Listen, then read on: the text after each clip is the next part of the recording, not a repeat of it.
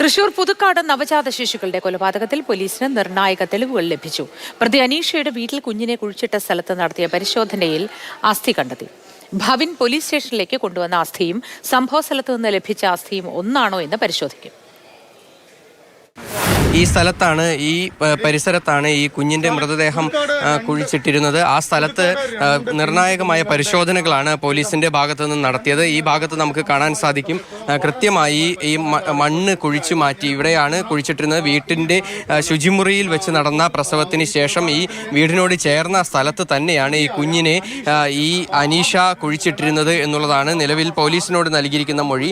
ആ സ്ഥലം ഇന്നലെ തെളിവെടുപ്പ് സമയത്ത് ഈ സ്ഥലം നേരത്തെ തന്നെ അനീഷ കാണിച്ചു കൊടുക്കുകയും ചെയ്തു. ഇന്നലെ രാത്രിയാണ് അനീഷയുമായി ഇവിടെ എത്തി പോലീസ് സംഘം തെളിവെടുപ്പ് നടത്തിയത്. ഈ സ്ഥലത്ത് കൃത്യമായ ഈ തെളിവുകൾ ലഭിക്കുകയും ചെയ്തു. ഈ സ്ഥലത്ത് നടത്തിയ പരിശോധനയിൽ, അതായത് കുഞ്ഞിൻ്റെ അസ്ഥി ഇവിടെ നിന്ന് ലഭിക്കുകയും ചെയ്തു. അത് കേസിനെ സംബന്ധിച്ചിടത്തോളം നിർണായകമായൊരു തെളിവാകും. കാരണം മറ്റൊന്നുമല്ല, ഈ കേസിൽ സാക്ഷിമൊഴികൾ ഇല്ലാത്തതിനാൽ തന്നെ ശാസ്ത്രീയ തെളിവുകൾ വളരെയേറെ പ്രധാനമാണ്. ആ ശാസ്ത്രീയ തെളിവുകൾ തന്നെയാണ് ഈ ഒരു കേസിൽ ഇപ്പോൾ ലഭ്യമായിരിക്കുന്നത്. 2021 നവംബറിലാണ് ഈ ഒരു കുഞ്ഞിനെ ഇവിടെ കുഴിച്ചിട്ടിരിക്കുന്നത്.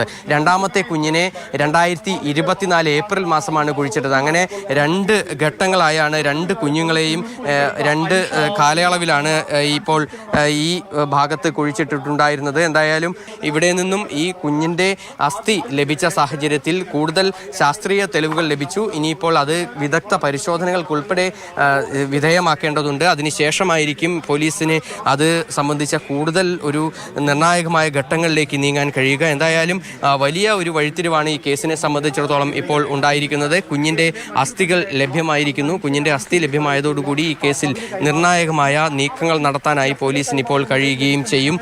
ഫോറൻസിക് ഡോക്ടർ ഉന്മേഷിൻ്റെ നേതൃത്വത്തിലാണ് ഇവിടെ പരിശോധനകളൊക്കെ തന്നെ നടത്തിയത്. ഇരിങ്ങാലക്കുട RDOയും സ്ഥലത്തെത്തി പരിശോധനയ്ക്ക് ഈ സാക്ഷിയായി ഇവിടെ എല്ലാ കാര്യങ്ങൾക്കും കൃത്യമായി മേൽനോട്ടം വഹിക്കുകയും ചെയ്തിട്ടുണ്ട്. സുജി പട്ടാമ്പിക്കൊപ്പം MS ലിഷോയ്, മാതൃഭൂമി ന്യൂസ്, തൃശൂർ.